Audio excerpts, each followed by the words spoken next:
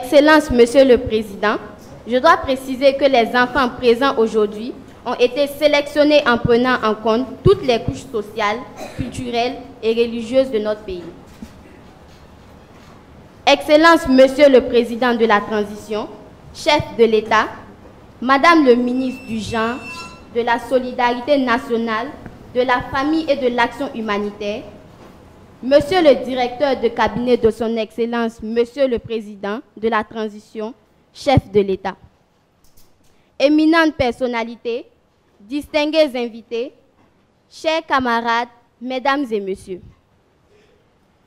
La Journée mondiale de l'enfance, instituée en 1954, est célébrée chaque 20 novembre afin de promouvoir le respect et les droits des enfants. Elle est une occasion pour promouvoir et mettre en lumière nos droits. Ce jour, 20 novembre 2023, grande est notre joie, immense est notre bonheur de rencontrer le premier défenseur des droits des enfants. J'ai nommé son Excellence le capitaine Ibrahim Traoré, président de la transition, chef de l'État.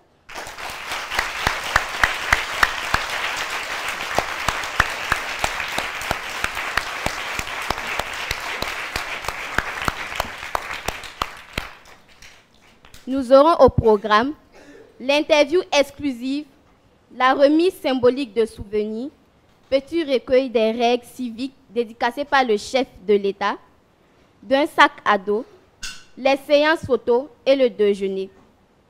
Merci de votre aimable attention.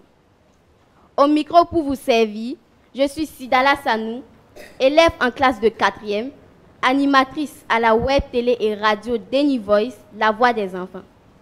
Je vous invite à suivre à présent l'hymne J'aime mon pays avec la voix des enfants pour la paix au Burkina Faso. Kandiam Kombi, unis à la diversité. Burkinabé, je suis le problème, je suis la solution au problème. Que voulez-vous faire de mon pays de façon que j'aime? Que voulez-vous lui donner comme héritage? Qu'allez-vous lui laisser comme valeur pour se bâtir?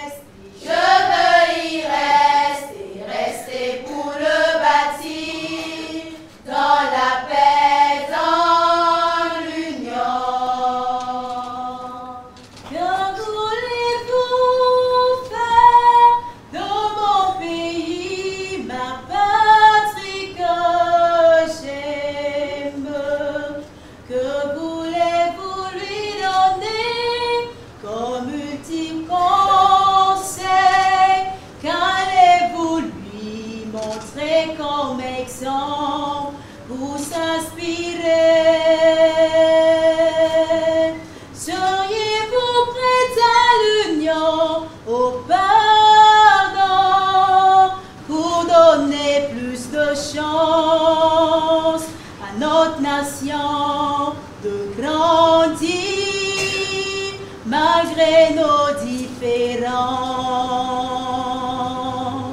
j'aime mon pays, le Burkina Faso, je veux y vivre,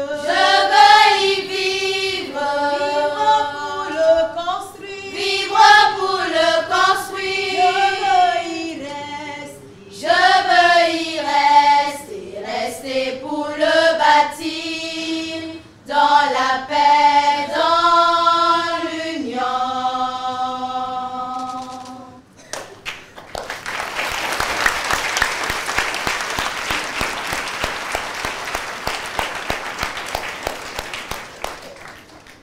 Merci, chers camarades, pour ce message de paix très bien chanté. Mesdames et messieurs, place maintenant à l'interview du président de la transition, chef de l'État, interrogé par de grands journalistes du moment. Je vous remercie. Nous sommes le 20 novembre, c'est la journée mondiale de l'enfance. Pour cette occasion, nous, enfants du Burkina Faso, échangeons avec le chef de l'État, son Excellence le capitaine Ibrahim Traoré, autour de nos préoccupations majeures. Nous aborderons avec lui les droits et devoirs des enfants dans ce contexte difficile que nous connaissons tous.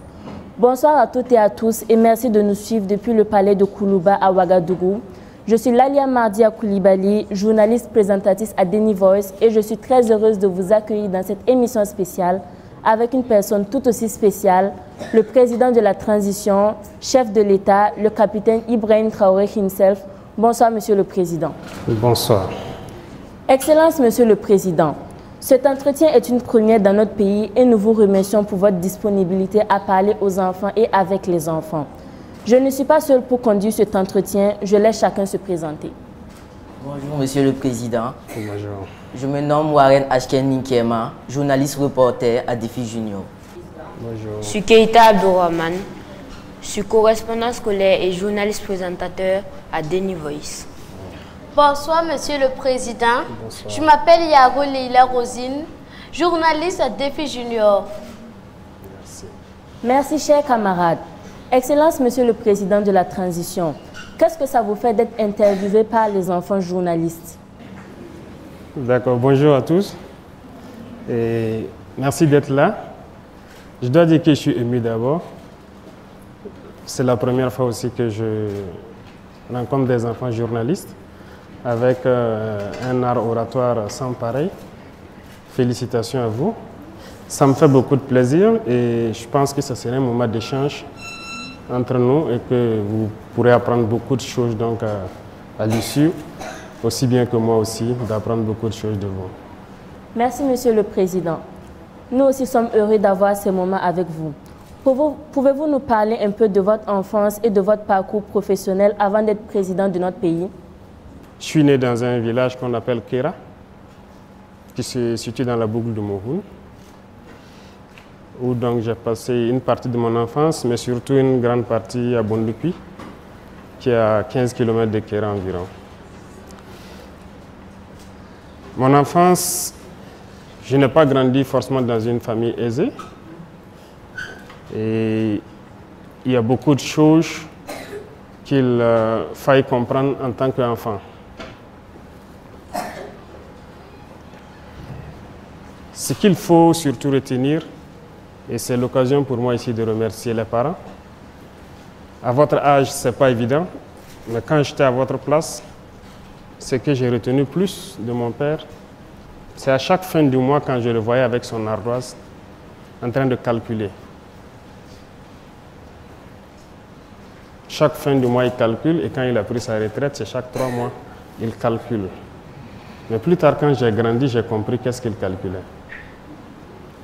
C'est difficile, lorsqu'il y a le salaire, et de réfléchir à comment nourrir les enfants, comment les scolariser, comment les soigner, comment les habiller. Voilà un peu les calculs qu'il faisait. Donc c'est pour vous dire que les parents, ils se soucient beaucoup de nous, ils se battent pour nous, et vous ne pouvez pas imaginer combien. Beaucoup d'entre vous, quand vous serez grands un jour, vous comprendrez. Nous, il a fallu qu'on grandisse et pouvoir rendre hommage à nos parents aujourd'hui. S'il y a aussi quelque chose que j'ai appris du papa, il y a une phrase qu'il nous disait chaque fois à la maison: exécution avant réclamation. Parce qu'il fut militaire aussi, avant de devenir plus tard infirmier. On l'obéissait et on faisait ce qu'il nous demandait de faire. Et même si on ne voulait pas le faire, il faut d'abord exécuter et plus tard, vous le faites comprendre. Il y a un certain nombre de valeurs que les parents nous ont inculquées. En ce qui concerne d'abord l'intégrité, l'honneur, la dignité, ce sont des choses qu'on a appris avec eux et qui nous ont forgés. et qui nous ont permis peut-être d'être ce que nous sommes aujourd'hui. Comme je dis, les parents n'étaient pas forcément aisés, mais ce n'est pas pour autant qu'il faut aller mendier, ce n'est pas pour autant qu'il fallait pleurnicher ou aller mentir ou voler. C'était interdit, strictement interdit. Donc il y a un certain nombre de valeurs, malgré donc, que vous n'êtes pas forcément aisé, mais vous devez incarner. La solidarité, par exemple, on nous apprenait toujours à partager avec les autres.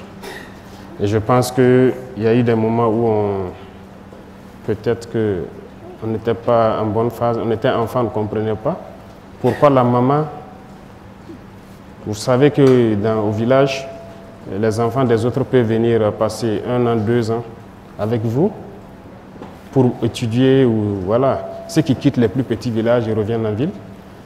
Donc, quand elle nous donnait 2 gâteaux, peut-être qu'elle donnait 3 gâteaux à l'enfant de l'autre.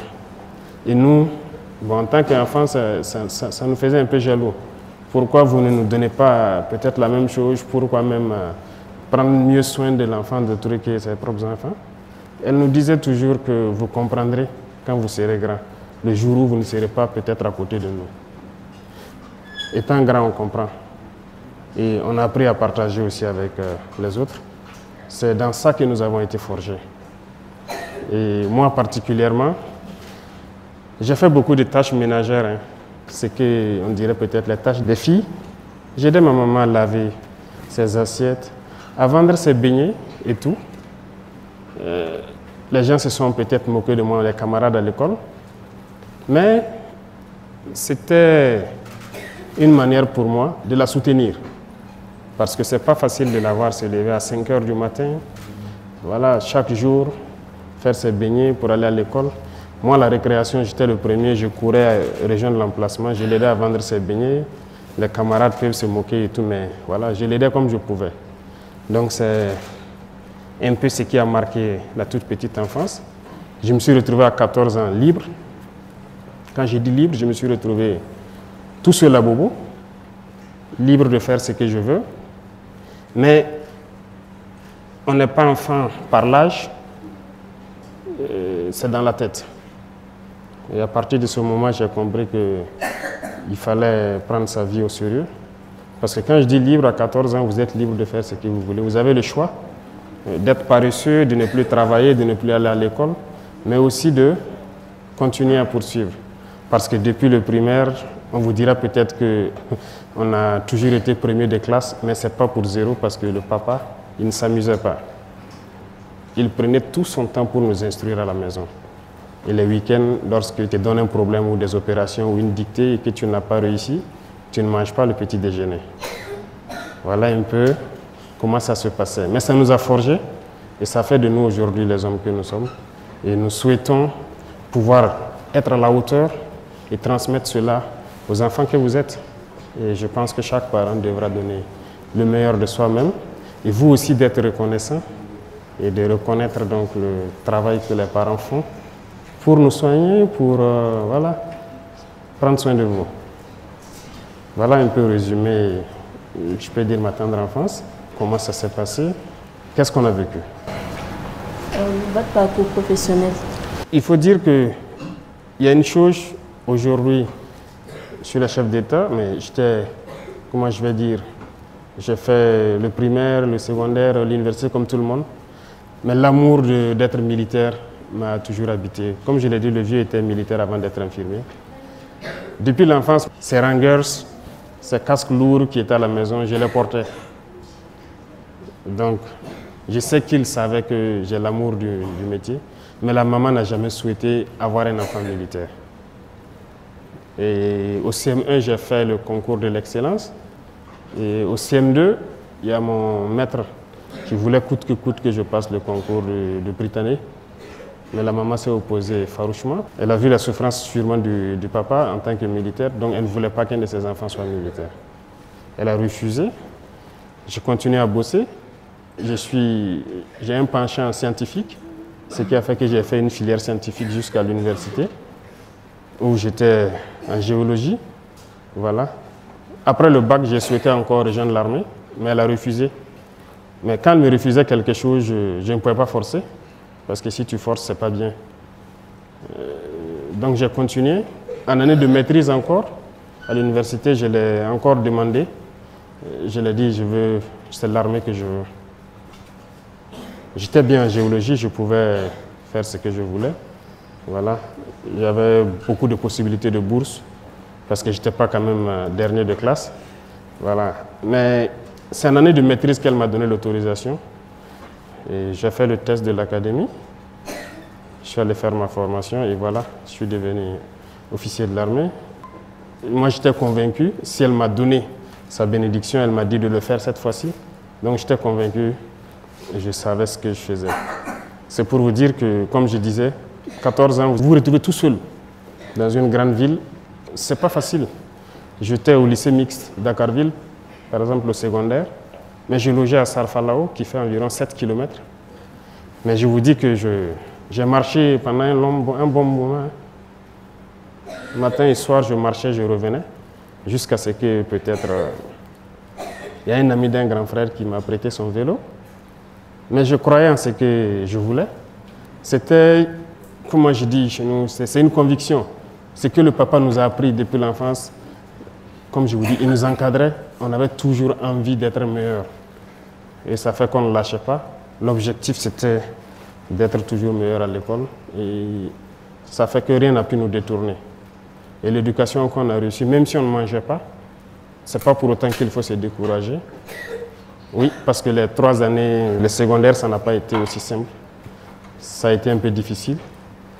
Un repas par jour, très souvent. Mais ce n'est pas grave. Je cuisinais moi-même, je faisais tout moi-même. Mais il fallait être concentré sur l'objectif. Ce qui m'importait, c'est qu'en fin de trimestre, voilà, je dois avoir telle moyenne et c'est tout. Donc c'est ce qui nous a guidés, si je peux dire. Est-ce que ça vous satisfait ou bien je dois vous détailler encore certains points qui vous ont... Non, merci, ça suffit. D'accord. Je passe la parole à mes collègues pour la suite de l'entretien. D'accord. Monsieur le Président, l'on constate que beaucoup de nos frères et sœurs ne sont pas à l'école à cause du terrorisme. Que prévoyez-vous pour accompagner et faciliter leur scolarisation? Vous avez parfaitement raison. Beaucoup ont été déscolarisés de force à cause donc de ce phénomène qui nous endeuille. Je pense qu'à cette rentrée, nous avons pu quand même faire ouvrir beaucoup d'écoles. Mais il faut dire que l'ambition pour nous, c'est de pouvoir créer des écoles modernes. Des écoles modernes en ce sens qu'il faut d'abord créer de vraies agglomérations où il faut créer toutes les structures socio-professionnelles. Et l'école fait partie. Nous réfléchissons tous les jours à créer des écoles modernes. Parce que aujourd'hui, il y a beaucoup de villages qui ne peuvent pas retourner où les gens ont dû abandonner. Actuellement, les gens sont dans certains centres. On a créé un cadre pour que les gens puissent étudier. Mais ce n'est pas le meilleur cadre pour nous. Donc, nous souhaitons faire retourner les gens dans les grands centres, mais nous souhaitons créer des écoles modernes, c'est-à-dire où les enfants peuvent s'épanouir. Il ne s'agit pas d'avoir une classe avec des effectifs, voilà, de 100 et quelques assez pléthoriques, où les instructeurs ont du mal à instruire. Sinon, cela existe déjà. Nous avons mis un certain nombre de conditions. Mais l'objectif, c'est de créer vraiment, de construire des écoles modernes. Cette année, on a pu construire quelques écoles dans certaines villes déjà. C'est vrai que les gens n'ont pas l'information, mais peut-être que bientôt le reportage sera fait. Des écoles ont été construites avant même les vacances, dans certains centres où il y a eu assez de déplacés. Mais l'objectif, lorsque nous ramenons les gens dans leur école, nous voulons créer de nouvelles écoles où les enfants vont apprendre et être très bien épanouis. Donc ce processus aussi est en cours. Nous avons ouvert beaucoup d'écoles à cette rentrée-là. Donc beaucoup d'élèves ont repris les cours. Beaucoup de centres qui étaient fermés ont repris. Mais nous sommes dans le processus de construire de nouvelles écoles modernes pour que les enfants puissent étudier et avoir voilà, les mêmes chances que ceux qui sont dans les zones non affectées. Excellence, Monsieur le Président. On aimerait bien savoir que fait le gouvernement pour garantir la protection des droits et la sécurité des enfants au Burkina Faso. Je pense que c'est la mission principale du gouvernement.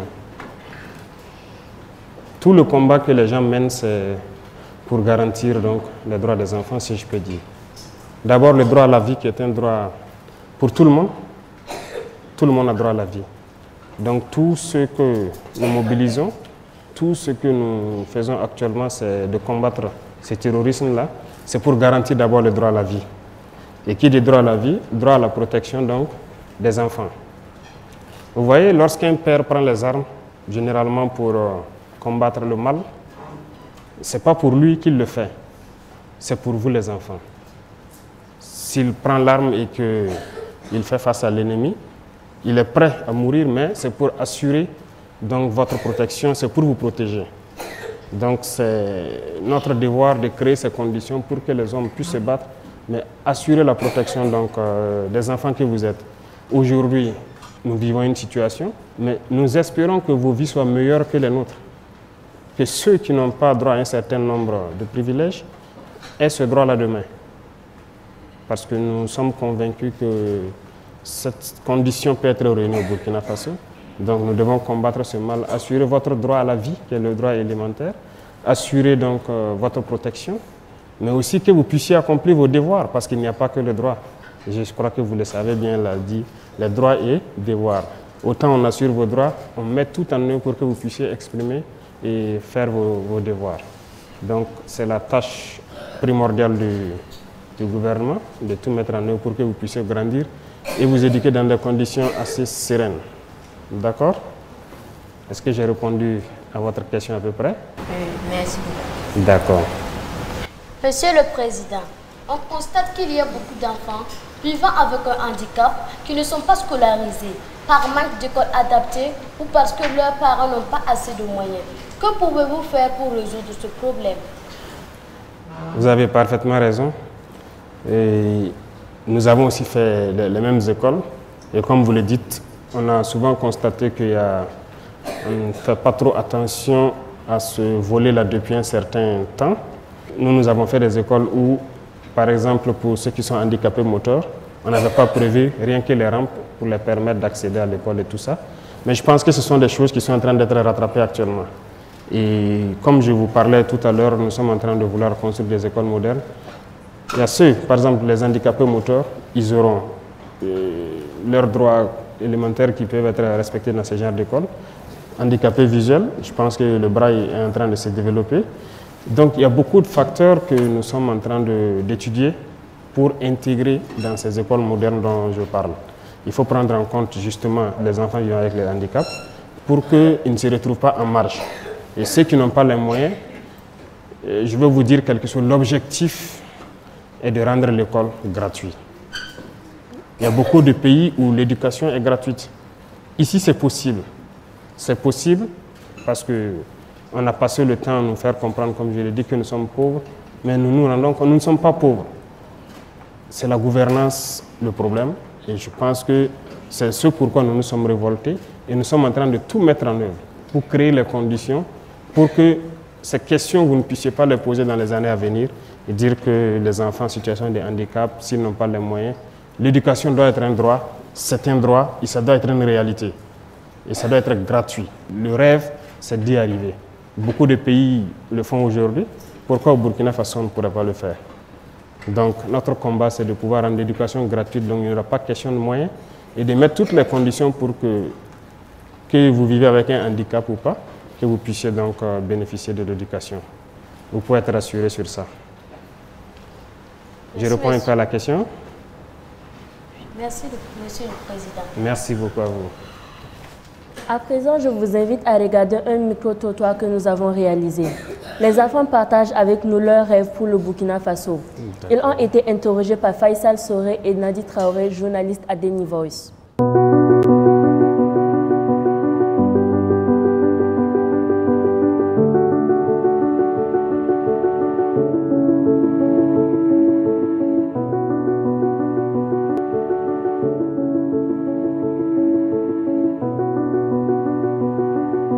Je m'appelle Baga Divine Lorissa Terawan.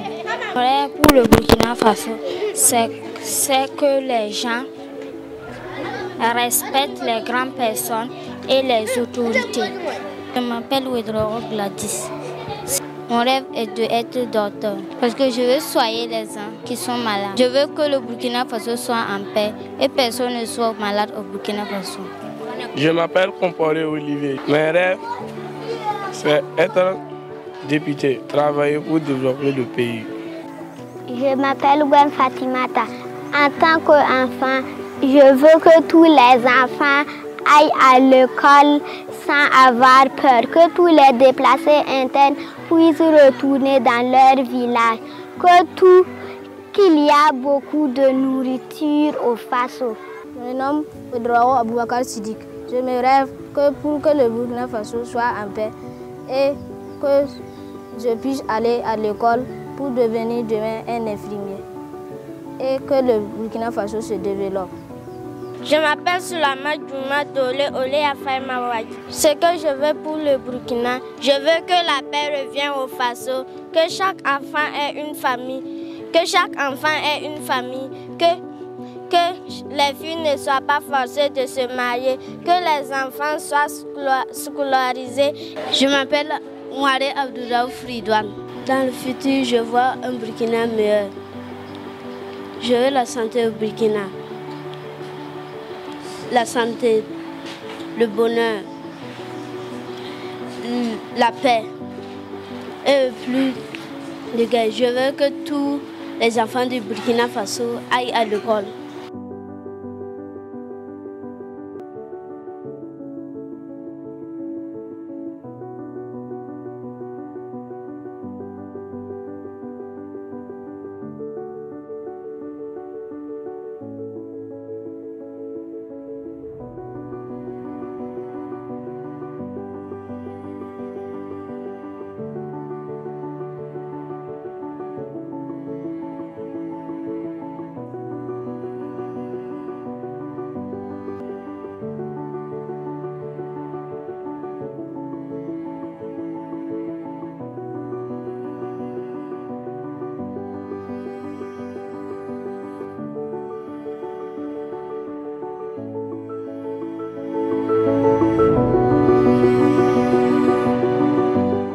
Monsieur le Président, réaction après ce que vous venez de voir.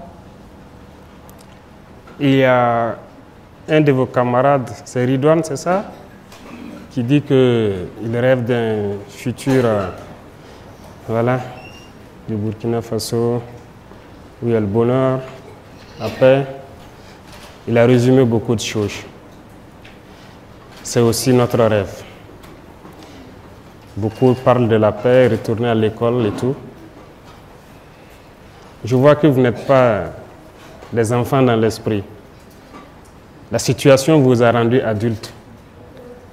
Et c'est tout ce que nous avons comme conviction aussi. Il faut que la paix revienne, que vous retournez à l'école, que chacun retrouve ses camarades, que vous puissiez communier, que vous puissiez partager, que vous puissiez vivre l'enfance. Nous avons vécu plus ou moins en paix. Et si aujourd'hui les enfants n'arrivent pas à vivre ce minimum d'amour qu'ils ont pu partager là, ça nous met mal à l'aise. Donc le combat, c'est de ramener cette paix-là. Et aussi, comme il a dit, un avenir meilleur, le bonheur, le développement, c'est possible. Parce que je peux vous assurer que vos enseignants et en tout cas les pédagogues sont à pied d'œuvre pour créer les conditions pour que vous puissiez apprendre le Burkina réel. Parce que ce que nous avons appris, ce n'est pas forcément bien pour la tête. Qu'est-ce que je veux dire par là? Par exemple, on ne vous dit pas toutes les potentialités du Burkina. Il faut qu'on puisse vous enseigner cela. Donc vos manuels scolaires vont sûrement changer. Les gens sont à pied d'œuvre pour inscrire dedans les réalités. Nous avons appris beaucoup de mensonges, parce que c'est ce que l'impérialisme a voulu qu'on apprenne. Mais nous voulons changer cela avec vous. Que vous appreniez les réalités du Burkina et qu'on puisse se mettre au travail ensemble et pouvoir faire sortir le pays donc, de cette situation. D'accord? Et c'est bien possible. Manger à sa faim, c'est possible. Il l'a dit. Est-ce que beaucoup de gens aujourd'hui à l'école font, par exemple, le jardinage? Nous, je sais que chacun avait une partie dans le jardin de l'école. Matin et soir, on arrosait nos arbres. On faisait beaucoup de choses de façon pratique. Et c'est une manière d'apprendre l'agriculture tout petit. Et ça peut aider, contribuer à ce qu'on soit autosuffisant. Donc chaque enfant doit manger à sa faim. Un enfant ne doit pas avoir faim. Donc c'est le combat que nous menons. Je suis très ému et je suis très content que vous pensiez la même chose. D'accord? Nous sommes encouragés ainsi. Vous êtes un vrai leader, un exemple pour nous les enfants. Chaque jour, nous voyons à la télévision les combats que les FDS et les VDP mènent sur le terrain contre les terroristes. Quelle est la situation actuelle de la lutte contre les forces du mal? La situation actuelle, nous ne souhaitons même pas que vous voyez certaines choses, mais ce que je peux dire, ce n'est pas un plaisir de tuer, comme on le dit, ce n'est pas bien. Mais s'il y a des gens qui sont venus au Burkina et ont commencé à tuer des Burkinabés, on a le droit de se défendre, de les empêcher de tuer des Burkinabés. C'est ce que nous vivons. Donc, des individus ont été manipulés, sont venus s'en prendre aux Burkinabés et nous sommes en train de nous organiser pour les faire face. C'est vrai que la lutte a duré, beaucoup de gens ont souffert depuis ces années, mais actuellement, nous pouvons vous dire que nous sommes sur des rails assez solides parce que la première des choses, tout ce que vous voulez faire dans la vie, il faut s'organiser. Il ne faut pas aller en rang dispersé, comme on aime le dire. Même à l'école, voilà, dans vos jeux, on vous l'apprend, n'est-ce pas? Lorsque vous vous tenez la main pour être plus fort, ou lorsque chacun se met dos à dos pour pousser l'autre pour être plus fort, c'est ça. C'est une manière de vous apprendre à ne pas aller en rang dispersé et de s'organiser. Il s'agissait pour nous d'organiser l'armée d'abord. Donc c'est ce qui est en cours. Il faut organiser pour que les gens puissent aller au combat, des gens qui se connaissent. Lorsque vous ne vous connaissez pas, c'est compliqué. Donc cette phase est en cours et c'est très bien évolué. Deuxième chose, c'est l'équipement. Nous avons vécu beaucoup de situations sur le terrain. C'est comme j'ai dit, ce que nous avons vécu, nous ne souhaitons pas que demain, les autres vivent la même situation. Il fallait équiper les forces. Nous sommes sur cette question. Beaucoup de gens aujourd'hui sont très bien équipés. En tout cas, sur ce volet, on a fait un gros effort, justement avec le peuple qui a compris la mission. Vous savez que ce n'est pas la magie qu'on a fait. Voilà, nous avons exposé la situation au peuple. Nous avons demandé à ce que les gens contribuent pour pouvoir équiper les forces. Que ce soit en protection individuelle, en moyens roulants, les armes, les munitions. Aujourd'hui, l'équipement, ça va. Les gens arrivent à être déployés de façon convenable et la lutte avance. Et comme vous pouvez le constater, il y a beaucoup de zones où nous avançons, nous réinstallons la population au fur et à mesure et nous consolidons parce que lorsqu'on installe, il faut installer d'autres forces avec pour pouvoir les assurer un minimum de sécurité et nous avançons au fur et à mesure. Donc a priori, nous pouvons vous dire que partout au Burkina, les opérations se mènent, que ce soit à l'extrême, toutes les frontières. Voilà, nous menons des opérations et nous installons les populations au fur et à mesure. Donc vous pourrez le constater plus tard. Nous ne donnons pas généralement les noms de tous les villages réinstallés, mais à chaque jour, en tout cas, des villageois retournent sur leur terre et essaient de réorganiser la vie avec les FDS et les VDP qui concourent donc à assurer leur sécurité. Donc voilà un peu le point. Ça avance très bien et nous sommes en tout cas reconnaissants de tous ceux qui se battent actuellement. Et nous ferons tout pour leur donner tout le nécessaire pour y arriver. Lorsque nous ne pourrons pas, nous reviendrons vers le peuple et nous leur dirons nous avons besoin de ci, de ça et encore plus de sacrifices. D'accord? Mais la lutte avance très bien. Tous les jours, en tout cas, nous arrivons à faire des opérations, à avoir des victoires. Par rapport au terrorisme, l'on constate son excellence que des enfants sont contraints de quitter leur famille pour se retrouver seuls sans aide. Qu'est-ce qui est fait pour aider ces enfants en difficulté? Beaucoup de parents, beaucoup de vos grands frères et grandes sœurs ont décidé de faire face au mal. Beaucoup y laissent leur vie et des enfants se retrouvent orphelins. Et d'autres dans des conditions en tout cas pas reluisantes. Et il y a une loi sur les pipis qu'on a adoptée. Et je pense que l'objectif, c'est quoi?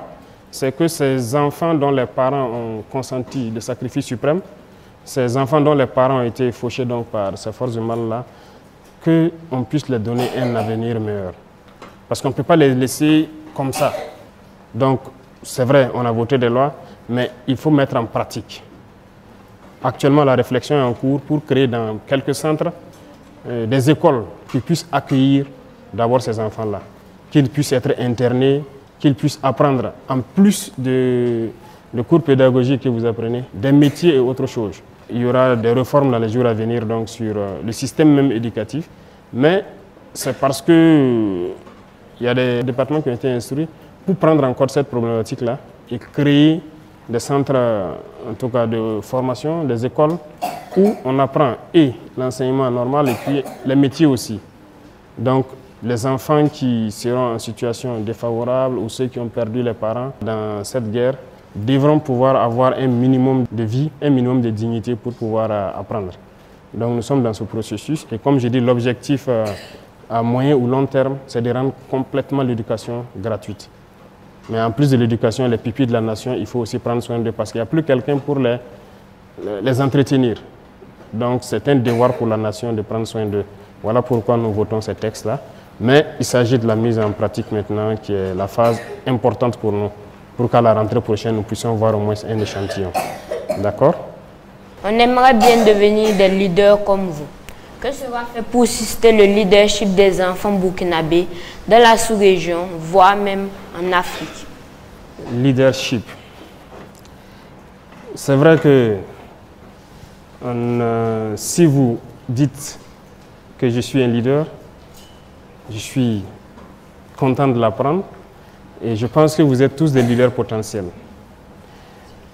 Comme je dis, vous savez, qu'est-ce que ça veut dire le Burkina Faso? C'est le pays des hommes intègres. C'est ça, non? Il y a beaucoup de pays dans le monde où c'est peut-être le nom d'une colline, d'une rivière ou d'un animal, ou en tout cas un symbole qui donne le nom au pays. Rares sont ces pays, je ne connais pas la signification de chaque pays, mais rares sont ces pays où on définit la qualité des hommes. Est-ce que vous comprenez? Burkina Faso, les hommes qui y vivent doivent être des hommes intègre. C'est le pays des hommes intègres. Donc, il y a beaucoup de valeurs que vous devez d'abord incarner, des valeurs que vous devez apprendre et faire, appliquer. Ça commence par là. Et lorsque vous pouvez appliquer ces valeurs-là, vous devenez un modèle au sein de vos camarades. L'intégrité est une valeur très très importante. L'honneur. Je pense qu'il y a un petit bouquin, et on espère que ça pourrait être partagé un peu partout, et que l'éducation civique et morale dans les écoles on puisse vous apprendre toutes ces valeurs-là. Qu'est-ce que c'est que l'honneur? Qu'est-ce que c'est que l'intégrité? Qu'est-ce que c'est que la solidarité? Il y a beaucoup de valeurs. Lorsque vous développez ça autour de vous, vous êtes un modèle. Et votre parole doit être une parole d'honneur. Est-ce que vous comprenez? Donc, nous allons instaurer donc dans vos cursus là un certain nombre de cours qui puissent vous permettre déjà de dégager l'assurance de pouvoir être des modèles pour vos camarades. Et ça, c'est important.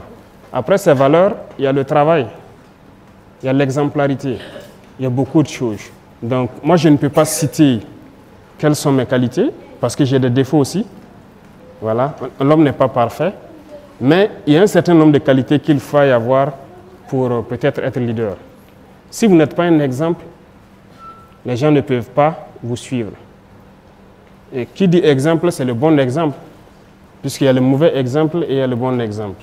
Donc il y a des vices dans la vie, il faut s'en éloigner, forcément, et prendre le bon exemple. Quelqu'un qui ne respecte pas ses parents, tu ne peux pas dire à l'autre de respecter ses parents. Parce qu'il va te dire que toi-même, tu ne respectes pas tes parents. Vous comprenez? Si tu ne respectes pas ton grand frère, tu ne peux pas dire à l'autre de respecter son grand frère. Donc, il y a des choses que vous devez pouvoir faire et ça va amener les autres à vous respecter et à faire ce que vous allez les dire de faire. Et c'est là que lorsque vous parlez, on peut vous croire. Vous ne pouvez pas être un menteur et puis vouloir que les autres ne mentent pas. Donc il y a des valeurs que vous devez incarner forcément. Lorsque vous avez une parole, vous avez une parole. Il ne faut pas mentir, il ne faut pas voler, il ne faut pas tricher. On vous apprend tout ça à l'école, n'est-ce pas? Donc apprenez ça très bien parce que ce sont des valeurs très importantes qui doivent vous permettre d'être des leaders. Lorsque vous êtes un menteur, si vous parlez, même dans votre classe, quelqu'un va lever le doigt et dire que non, toi tu as menti hier, tu as dit ça, ce n'est pas vrai. On peut se tromper, mais il ne faut pas mentir chaque fois. Vous pouvez ne pas avoir la vérité sur un sujet, se tromper, dire quelque chose, mais aussi reconnaître à un moment donné qu'on s'est trompé. Ça fait partie aussi de la qualité d'un leader. Parce que lorsque vous dites quelque chose aujourd'hui, vous n'avez pas la vérité peut-être, mais demain, si vous vous rendez compte que ce n'était pas vrai ce que vous avez dit, il faut avoir le courage, l'honnêteté de reconnaître et de dire, bon, hier, moi, je vous avais dit ça, mais ce n'était pas vrai. Donc aujourd'hui, voilà ce qu'il y a, je m'en excuse. Donc le leader, c'est beaucoup de choses qu'il faut réunir, mais je pense qu'il y a de bons exemples dans la société et normalement les parents doivent être de bons exemples pour vous inculquer toutes ces valeurs-là. Et à l'école, les instituteurs le font, à la maison aussi, il faut le faire et il faut apprendre beaucoup. Et vous êtes tous des potentiels leaders, d'accord? Donc le leadership, on fera tout pour vous inculquer ces valeurs-là à l'école et vous permettre de pouvoir vous exprimer, vous affirmer. D'accord? Est-ce que je réponds un peu à votre question? Oui, merci beaucoup. D'accord. Monsieur le Président, nous imaginons que ce n'est pas facile de diriger un pays en crise. Qu'est-ce que nous, les enfants, nous pouvons faire pour vous aider à réussir votre mission? C'est pas facile. Même si ce n'était pas un pays en crise, ce n'est pas facile. Parce que diriger, c'est compliqué. Il faut pouvoir se mettre au-dessus de tout, écouter tout le monde, apprendre beaucoup de choses, vraiment avoir, comme on dit, la tête sur les épaules. Mais surtout un pays en crise, une crise qui perdure, c'est compliqué. Mais ce que moi je vais vous demander, vous les enfants, c'est de cultiver le patriotisme. C'est la meilleure chose que vous puissiez donc faire pour que nous ayons le courage de mener le combat. Et le patriotisme, c'est très important. Il faut aimer sa patrie. Et qui dit patrie, c'est vous-même d'abord. Il faut vous aimer entre vous, il faut être solidaire. Et je suppose qu'à la récréation, chacun partage son gâteau avec les enfants qui n'en ont pas. N'est-ce pas? Il faut aider les parents, il faut les soutenir, il faut les écouter. Il faut tout faire pour vous éloigner de certains vices, je peux dire, notamment la drogue. C'est des choses, peut-être pour les tout petits, ils ne savent pas ce que c'est, mais pour ceux qui ont un certain âge, on vous en parle déjà. Il faut tout faire pour éviter certains vices. Parce que vous êtes l'avenir de la nation. Vous êtes l'avenir de la patrie. Il n'y a pas de raison que vous tombez dans certains vices. Aujourd'hui, le milieu scolaire est malheureusement affecté, mais il faut s'en éloigner. Donc, il y a beaucoup de choses qu'il faut apprendre pour être de bons patriotes. Vous respectez déjà les couleurs, le drapeau c'est sacré, et lorsque vous chantez l'hymne national, j'espère que vos enseignants vous expliquent ce qu'il y a dedans. Les mots sont peut-être un peu lourds pour vous, mais on peut vous expliquer ça. C'est fort, l'hymne de la victoire. Donc, à partir de là, vous devez développer beaucoup de choses pour aimer votre prochain, pour être solidaire. Et lorsque vous aimez, vous, entre vous, vous êtes solidaires, lorsque nous menons ce combat, nous sommes sûrs que voilà, la génération qui vient est encore plus soudée que nous, et une génération patriotique. Et ça nous motive, ça nous encourage. Donc ça peut être ça votre contribution. Apprenez à être des patriotes, apprenez à être les enfants du Burkina. Et c'est ça le moteur qui nous amène donc à combattre et à faire tout le nécessaire pour que vous ayez un avenir radieux. D'accord? Donc je peux résumer votre contribution à ça. Soyez des enfants patriotiques. Soyez solidaires, aimez-vous. Voilà. La paix, c'est au sein de vous d'abord. Et votre génération ne connaîtra pas ce que nous avons connu. Merci, Monsieur le Président. Merci beaucoup. Excellence, Monsieur le Président, nous allons passer la parole au public pour leurs questions. Mais avant, je vous invite à regarder une vidéo où des enfants qui ne sont pas avec nous sur le plateau vous adressent le message de leur cœur. Regardons.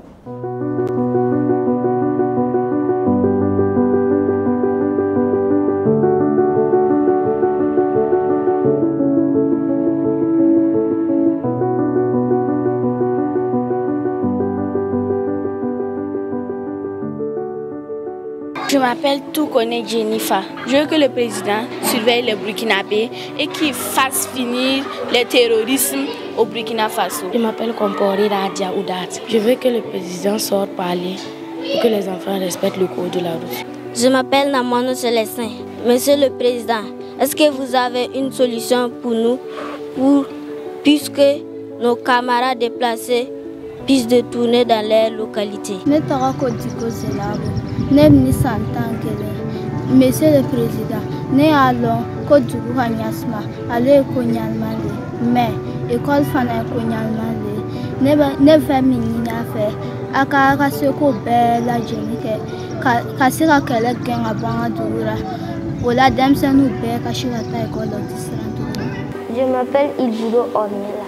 Je veux qu'il baisse les prix de nourriture pour qu'on puisse manger bien et partir à l'école. Je m'appelle Foulama Brian. Je veux que le président du Faso paye la scolarité de tous les enfants qui n'ont pas l'argent pour payer leur scolarité et qu'il leur donne beaucoup à manger.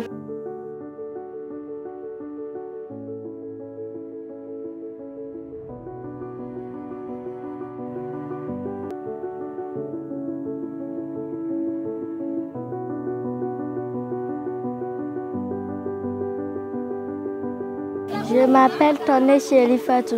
En face du président Ibrahim Traoré, je lui dirai merci d'avoir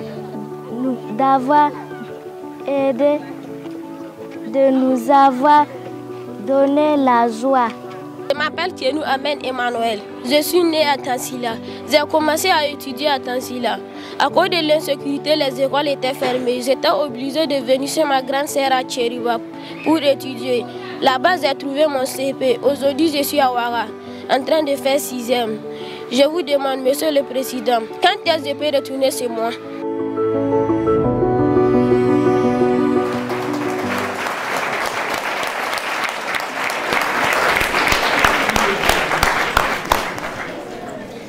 Monsieur le Président, réaction après ce que vous venez de voir.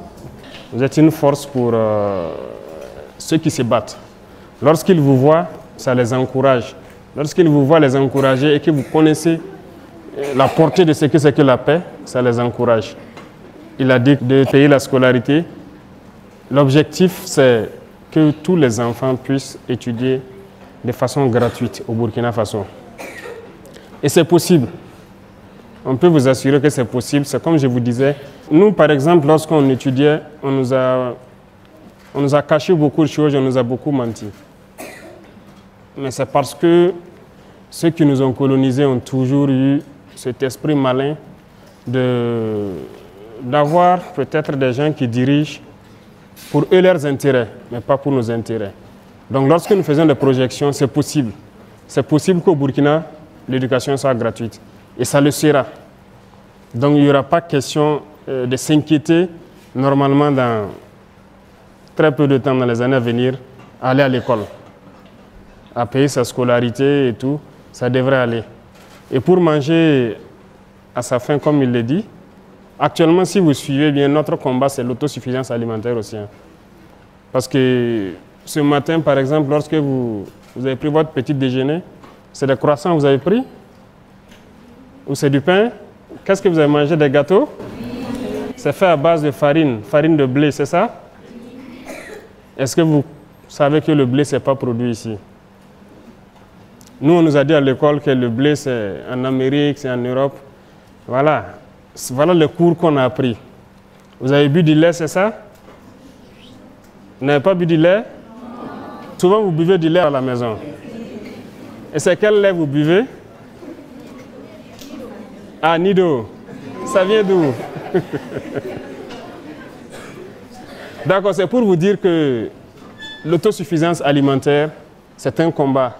Dès les premiers jours, je l'ai dit dans mon intervention, il faut que chaque enfant de ce pays puisse manger à sa faim, dormir tranquillement, se lever le matin, aller à l'école, s'amuser avec ses camarades et revenir tranquillement à la maison, s'amuser avec ses camarades du quartier et dormir en paix.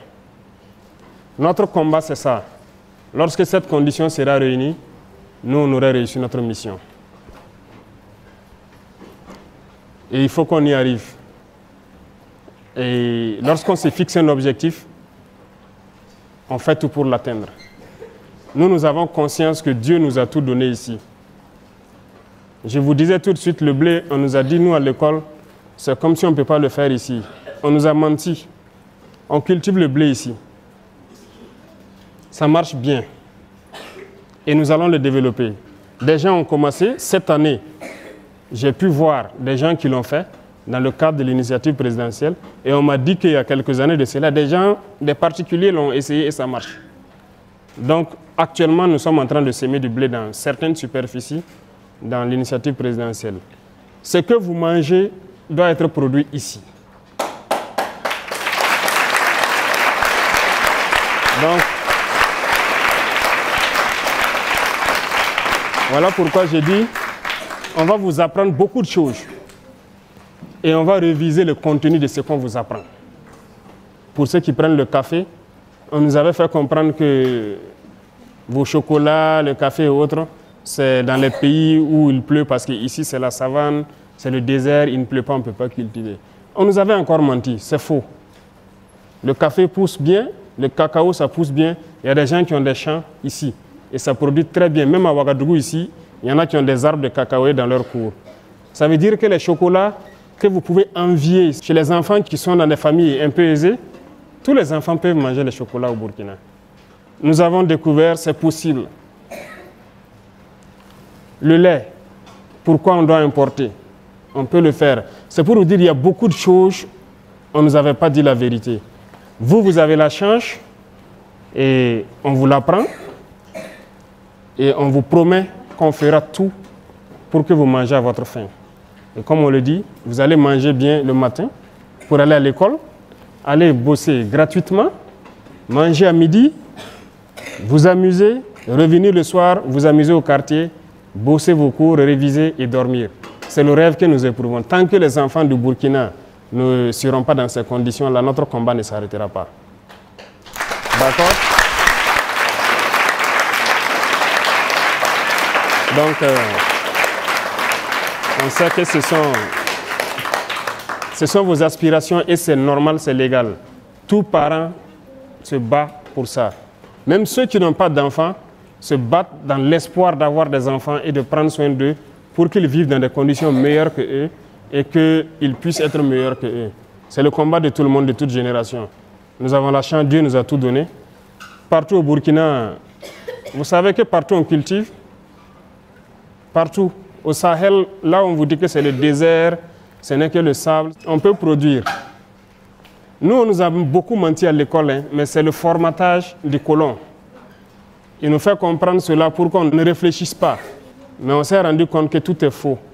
Si Dieu a laissé beaucoup de lacs dans ce désert-là, il sait pourquoi. On peut tout cultiver au Burkina, on peut tout faire, la terre est fertile.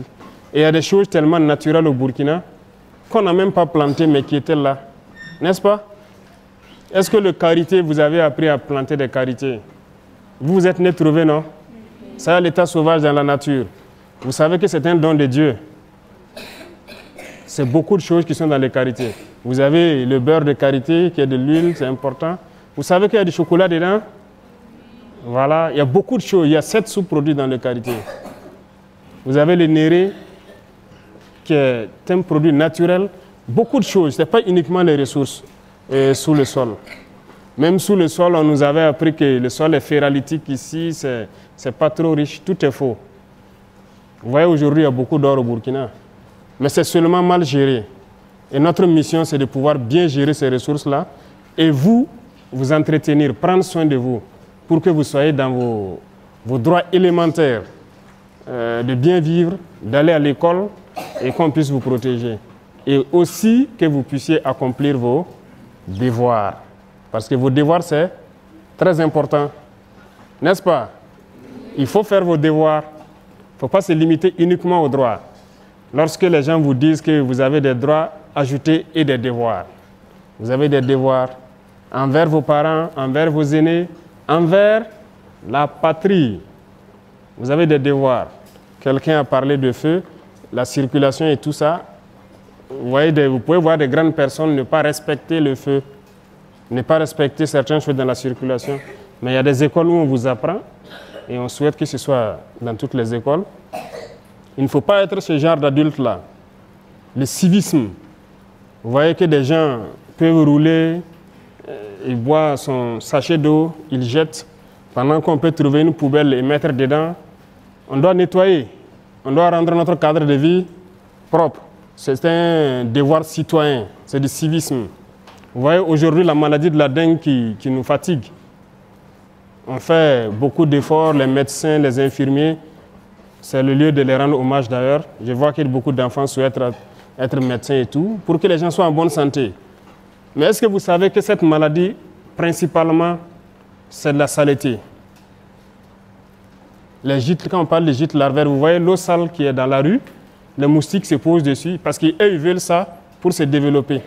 Et nous, on crée les conditions pour que les moustiques aient ça pour se développer. On est beaucoup sale, il faut le reconnaître, donc il faut beaucoup assainir.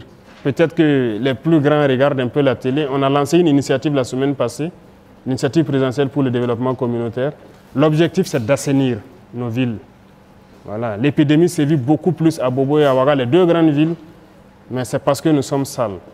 Ceux qui jettent les sachets dans les rues, ça part obstruer les caniveaux, d'autres jettent l'eau sale, ça reste là. Dans nos quartiers, on n'arrive même pas à creuser nous-mêmes les caniveaux. On va faire sortir les gens vont travailler.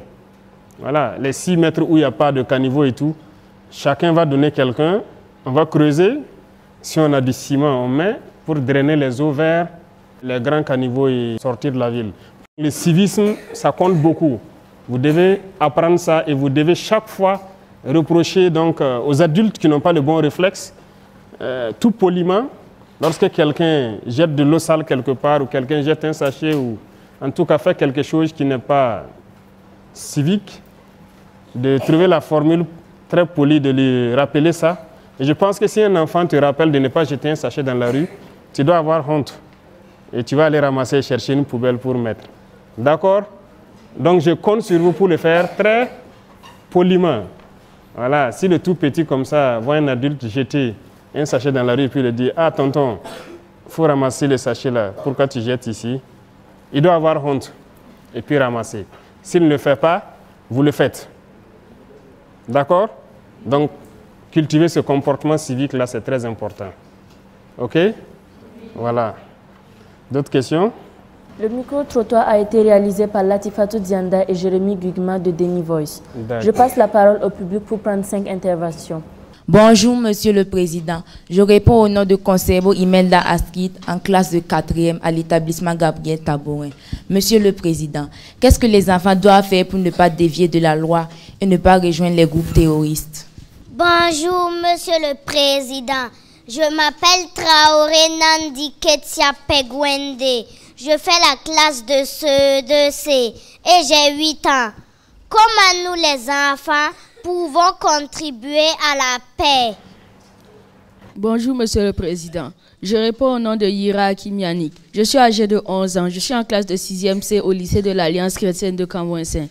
Monsieur le Président, il y a beaucoup d'enfants malades dans les hôpitaux dont les parents n'ont pas les moyens pour assurer leurs soins de santé. Qu'est-ce qui est fait pour les aider? Bonjour, Monsieur le Président.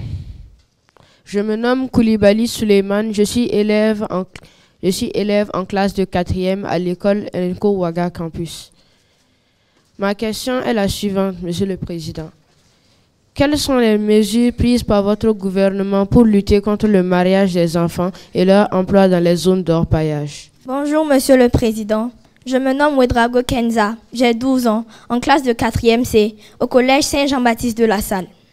Monsieur le Président, aujourd'hui c'est un honneur pour moi de pouvoir réaliser mon rêve, qui est de vous rencontrer, ainsi de pouvoir vous poser une question. Ma question est la suivante. Monsieur le Président, est-ce que les droits de l'enfant font partie des priorités de votre gouvernement? C'est bon? D'accord, merci beaucoup. Merci, chers camarades, pour les questions. Maintenant, nous allons écouter les réponses de son Excellence, Monsieur le Président de la Transition, chef de l'État. La première question, c'est qu'est-ce que les enfants doivent faire pour ne pas être en porte-à-faux avec la loi et rejoindre le groupe? si vous apprenez bien ce que vos instructeurs vous disent en la matière, vous ne devez pas normalement enfreindre la loi. Et je vous ai parlé tout de suite de patriotisme, de civisme, qui doit vous permettre de ne pas enfreindre la loi. Maintenant, quand il s'agit de groupes terroristes, il faut retenir quelque chose. C'est Dieu qui nous a créés. Donc, on n'a pas le droit d'ôter la vie à quelqu'un. Ça, c'est un paramètre très important. Et qu'est-ce que le terrorisme fait? C'est venir tuer, instaurer la peur et tout. Donc, c'est le mal. Et vous ne devez jamais avoir le mal en tête. Donc, vous devez tout faire pour ne pas faire du mal à votre prochain. Quand je dis du mal, il ne faut même pas parler à votre camarade de sorte qu'il ne soit pas heureux. Il faut être solidaire. Lorsque vos camarades n'ont pas quelque chose ou ont besoin de quelque chose, il faut les soutenir. Vous avez parlé des enfants qui n'ont plus de parents dus au terrorisme. Vous devez pouvoir partager tout ce que vous avez avec eux. N'est-ce pas? Vous devez pouvoir aider, même dans vos exercices, dans vos cours, ceux qui n'ont pas la capacité d'apprendre comme d'autres. Il y a des élèves très brillants, il y a des élèves moins brillants. Il y en a qui ne sont pas brillants parce qu'il a faim ou bien parce qu'il n'a pas ses parents à côté, parce qu'il a beaucoup de soucis. C'est votre rôle de pouvoir les aider, à les rendre heureux, à les faire rire. Lorsque vous êtes en train de jouer, vous devez pouvoir les faire entrer dedans, les permettre d'oublier un peu ce qu'ils ont vécu. Donc, c'est votre contribution comme ça. Lorsqu'il y a des enfants déplacés internes ou des enfants qui n'ont plus de parents, vous devez tout faire pour qu'ils soient heureux. Partagez tout ce que vous avez avec eux, votre joie, votre bonheur, tout ce que vous avez comme matériel. Voilà. S'ils n'ont pas de stylo, ils n'ont pas quoi, c'est à vous de... Ceux qui peuvent les en trouver, voilà, il faut trouver ça pour eux. Ceux aussi qui ont la chance d'avoir des parents qui sont un peu aisés, il faut chaque fois les bousculer pour aider vos camarades enfants qui n'en ont pas. D'accord? Voilà, c'est votre contribution comme ça.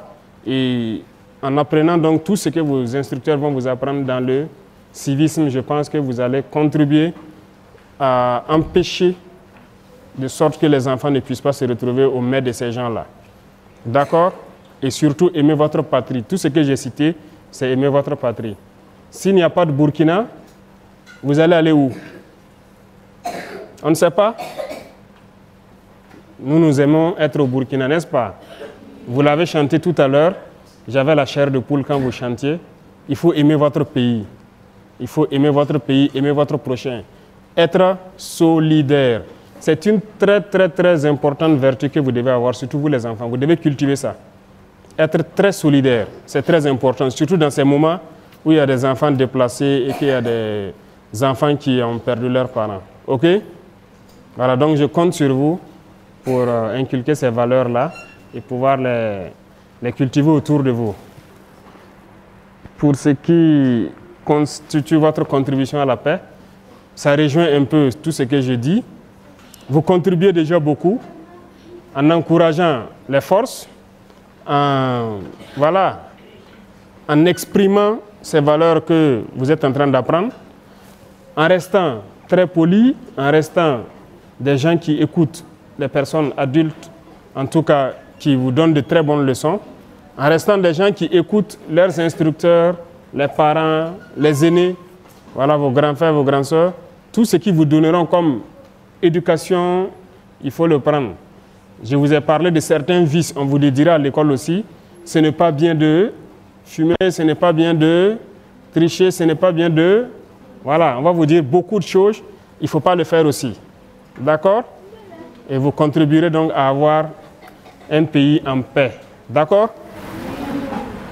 Pour les enfants malades, je pense qu'il y a déjà une loi qui dit qu'il faut, les enfants d'un certain âge, les soins gratuits, mais on doit reconnaître que ce n'est pas effectif partout. Les soins sont gratuits pour les enfants d'un certain âge, mais la réalité, dans certains centres, peut-être ils ne disposent pas de médicaments ou de toute autre chose. Actuellement, le combat, c'est de ramener le niveau donc, de beaucoup de structures sanitaires à un niveau assez, en tout cas, confortable pour pouvoir prendre soin des enfants. Et pourquoi ne pas même mettre en place un hôpital mère-enfant? Le projet est en cours. C'est un terme donc des médecins, hôpital mère-enfant comme l'hôpital pédiatrique qui est ici, où on va soigner uniquement les enfants en fait. Donc, il faut développer la capacité de ces hôpitaux-là. Ce sont des processus qui sont en cours pour pouvoir donner le meilleur donc, de nous et prendre soin des enfants jusqu'à un certain niveau, les prendre en charge gratuitement. Aujourd'hui, il y a beaucoup de choses pour certains mots qui sont pris en charge gratuitement. On ne souhaite même pas que les enfants aient ça, mais il se trouve qu'il y a des enfants, par exemple, qui ont des maux comme les cancers. Et on a réveillé notre hôpital qui soigne ça. Et c'est gratuit pour les enfants de 0 jusqu'à 15 ans, je crois. Donc, il y a un certain nombre de pathologies aussi où la prise en charge est gratuite. Mais nous travaillons à ce que, dans une frange d'âge donnée, lorsqu'un enfant ne se sent pas, il part à l'hôpital, il puisse tout avoir gratuitement. Mais c'est un travail qui va demander, voilà, on ne peut pas le dire qu'on le fera demain, mais ça, les capacités vont augmenter au fur et à mesure. Nous connaissons la réalité de nos infirmeries, de nos hôpitaux, et on fait l'effort de pouvoir accroître leurs capacités et créer des centres un peu plus modernes pour prendre soin de vous. OK? L'autre question, c'est le mariage et puis les sites d'orpaillage. Il y a beaucoup de textes qui sont en train d'être revus. Comme je vous ai dit, il y a des choses qui ne cadrent pas avec notre temps. Et c'est ça qu'on appelle les réformes. C'est ce qu'on est en train de faire. Il y a beaucoup de textes qu'on est en train de relire. Dans ces textes-là, c'est ce qu'on appelle le code des personnes de la famille. OK? Voilà. Même le code pénal, tout ça, c'est en relecture. Et je pense qu'on va revoir la question du mariage précoce. Il y a déjà des textes qui existent, mais l'application peine souvent. Et il faut reconnaître que dans certains villages, ça continue, le mariage des enfants. Mais il faut mettre en œuvre pour qu'il y ait toutes les structures au plus près des populations pour empêcher cela. Et au fur et à mesure, comme je le disais, de la reconquête, lorsqu'on installe des villages, on fait tout pour qu'on les accompagne avec toutes les structures possibles et appliquer les sanctions qu'il faut lorsque les gens s'entêtent à le faire. On vous a dit ça, non? Lorsqu'il y a des règles dans la société et que vous ne respectez pas, il y a des sanctions qui vont avec. N'est-ce pas? Voilà, donc si des adultes forcent pour marier les enfants, il y a des sanctions qui sont prévues. Et on est en train de relire les textes, peut-être pour aggraver les sanctions, pour que personne n'ose le faire. D'accord? Voilà. Vous devez vivre votre enfance et au moment venu, avoir le choix. Donc, c'est un combat, c'est une lutte. On est là-dessus. Concernant les sites d'orpaillage, c'est vrai, c'est une réalité, on observe dans les images. Et nous aussi, on a été sur le terrain, on a constaté beaucoup. Les enfants qui y travaillent. Actuellement, nous sommes en train de chercher d'abord à mécaniser. Même les sites artisanaux, on veut tout mécaniser. Si nous arrivons à rendre l'éducation gratuite, tous les enfants vont aller à l'école. Vous pensez qu'ils vont aller encore sur les sites d'orpaillage? Non. Donc, si l'école devient gratuite et qu'on arrive à manger à notre faim, vous ne verrez plus d'enfants sur les sites d'orpaillage. Les enfants ne partent pas là-bas par plaisir, parce qu'ils sont très exposés. Il y a des produits chimiques tels que le mercure, le cyanure. C'est très dangereux. Ce n'est pas bon pour la santé et nous le reconnaissons. Et même les adultes qui y travaillent, comme je dis, on est en train de vouloir mécaniser pour qu'ils ne soient pas en contact avec ces substances-là, parce que ça détruit notre jeunesse. Beaucoup de gens ont des techniques pour mécaniser un peu l'orpaillage là. Et si nous arrivons à le faire et rendre l'enseignement gratuit, produire sérieusement pour que tout le monde mange à sa faim, je pense qu'aucun enfant ne va se retrouver sur les sites d'orpaillage. Si les droits des enfants font partie des priorités, les droits et les devoirs, c'est ce que je dis, d'accord? Mais les droits des enfants, c'est la priorité de tout le monde. Ce n'est pas de notre gouvernement seulement. Le premier droit, c'est le droit à la vie. C'est l'essence même de notre combat. Donc, c'est une priorité. Le droit à l'éducation, c'est l'essence de notre combat. Tout de suite, je vous disais quoi? Nous, on nous a menti. On ne veut pas que vous, on vous mente. C'est l'éducation. Qu'est-ce qu'on doit vous mettre dans la tête pour que le pays se porte bien? Donc, c'est un droit que nous puissions mettre tout en œuvre pour vous apprendre les réalités du Burkina, ce qui est bien pour le Burkina, et que vous soyez de très bons Burkinabés. Donc, ce droit à l'éducation-là, qu'on le veuille ou pas, si on veut que ce pays reste Burkina, nous sommes obligés de développer ça. Donc, ça fait partie de nos priorités. Et comme je dis, tous ceux qui se battent aujourd'hui au front, FDS, VDP, c'est pour vous protéger. Lorsqu'un père se lève et prend l'arme, il part au contact de l'ennemi, c'est pour que ses enfants puissent vivre en paix. Lui, il est prêt à mourir, mais il veut protéger ses enfants. Donc, ça fait partie de vos droits, qu'on puisse vous protéger. Vous pouvez être rassurés, c'est tout le combat que nous menons. Et je résume encore à la même phrase que j'ai dit. Il faut que vous, les enfants, vous puissiez manger à votre faim, aller à l'école tranquillement et dormir en paix. Donc, ça fait partie de notre combat. C'est ce pourquoi nous sommes là. Donc, ça fait partie de nos priorités. Et vous permettre d'accomplir vos devoirs. N'est-ce pas? N'oubliez pas ce paramètre. Il faut accomplir vos devoirs également. Voilà un peu, si je peux dire, la réponse aux 5 intervenants, si je me trompe. Autre question? Monsieur le Président, merci pour ces réponses. Excellence, Monsieur le Président de la Transition, chef de l'État. À l'occasion de la Journée mondiale de l'enfance, célébrée chaque 20 novembre, nous, les enfants du Burkina, avons un message à vous adresser. Notre message sera lu par Diko Leila de la province du Soum, chef-lieu Djibo. Excellence, Monsieur le Président, Mesdames et Messieurs, chers camarades, bonjour.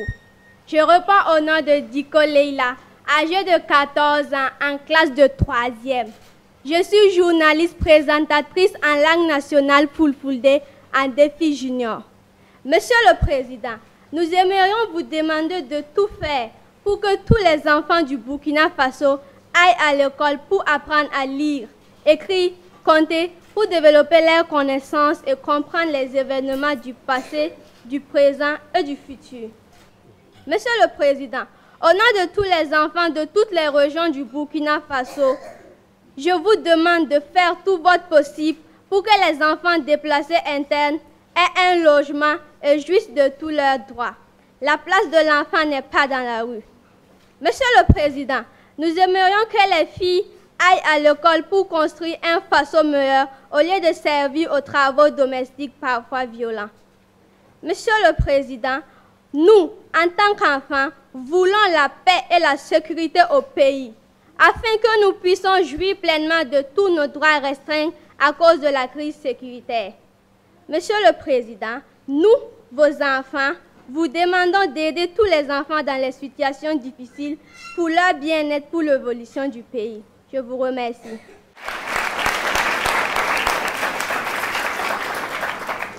Merci beaucoup. Merci. Chers camarades journalistes, enfants du Burkina Faso, nous sommes presque à la fin de cet entretien exclusif. Nous allons à présent écouter le message solennel de notre invité très spécial, le chef de l'État, son Excellence, le capitaine Ibrahim Traoré.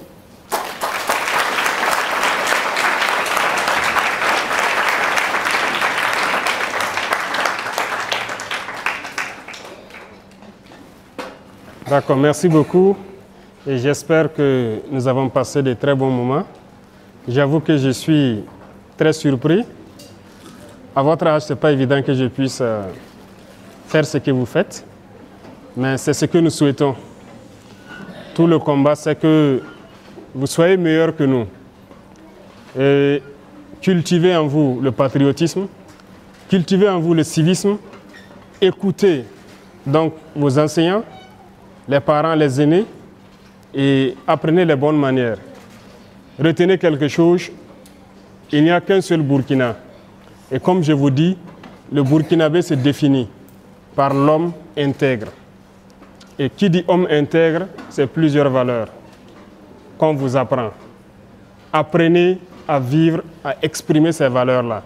Soyez solidaires avec vos camarades qui ont de la peine à peut-être avoir la joie, qui ont de la peine à pouvoir se nourrir. Soyez très solidaires. C'est à travers la solidarité que vous allez nous aider à construire une paix dans cette génération qui monte. Et à nous encourager, nous qui nous battons pour nous donner encore plus pour que vous puissiez avoir un avenir radieux. Soyez sûrs d'une chose, nous nous battrons pour que vous puissiez étudier dans de bonnes conditions et vivre dans de bonnes conditions. C'est l'essence de notre combat et nous pouvons vous faire le serment ici que nous n'allons pas trahir cet esprit de combat-là. Donc soyez rassurés et apprenez surtout à prendre soin de ceux qui ne seront pas à la même hauteur, que ce soit sur le plan matériel ou surtout pédagogique. C'est très important pour ceux qui n'ont pas pu finir l'année. Il y a un qui a quitté Tansila, qui s'est retrouvé à Kiriba, c'est ça? Qui est actuellement à Ouagadougou. Il faut que vous puissiez vous aider. Tout le monde n'a pas la même capacité, mais vous avez ce devoir-là d'aider les autres. En tout cas, merci beaucoup d'être venu passer une journée entière avec nous. Et je souhaite que l'année scolaire qui a démarré soit une année de succès pour vous et que pour le Burkina Faso, ce soit une année de succès sur le terrorisme et que la paix puisse revenir et que ceux qui ont quitté leur localité puissent se rejoindre et jouir de leurs droits et pouvoir exprimer leurs devoirs. Merci beaucoup à vous.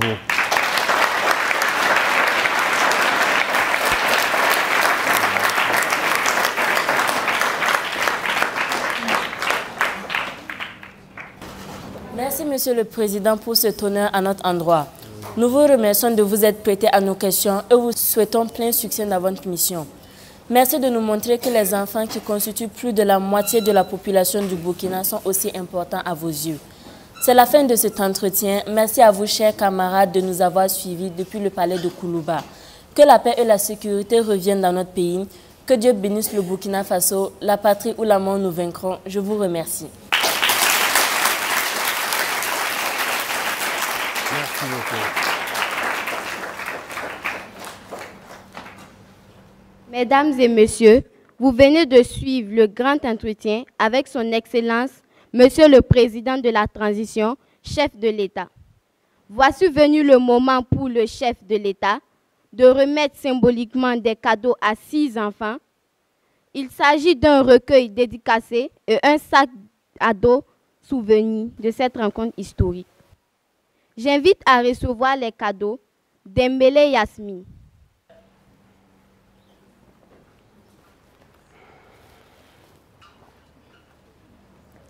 Dembélé, ça va? Fais un bon usage, d'accord? Voilà. Et apprends ça à tes camarades, ok? Merci, beaucoup de courage. Dao Awa Nafisatou. Dao, ça va? Fais un bon usage, apprends très bien et apprends tes camarades aussi, ok? Merci. J'aimerais prendre une photo avec vous. D'accord, allons-y. J'espère que vous prenez bien la photo, hein? Merci. Touré Amadou. Touré, fais un bon usage, d'accord? Voilà, beaucoup de courage. Zongo Colotin.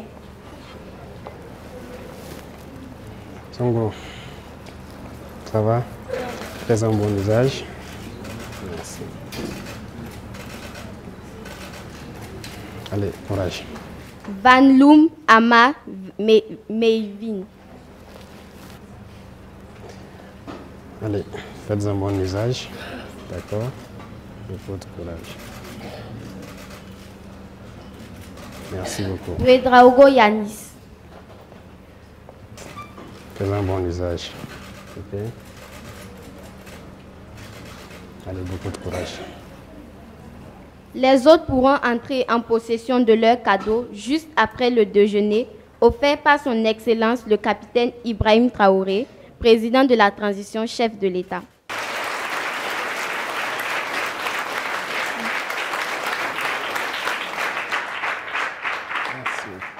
J'invite à présent nos 4 journalistes à faire la photo avec le président de la transition, chef de l'État. Mesdames et messieurs, merci de vous tenir debout pour le retrait de son Excellence, le capitaine Ibrahim Traoré, président de la transition, chef de l'État. La suite du programme prévoit la photo au perron. Je vous remercie.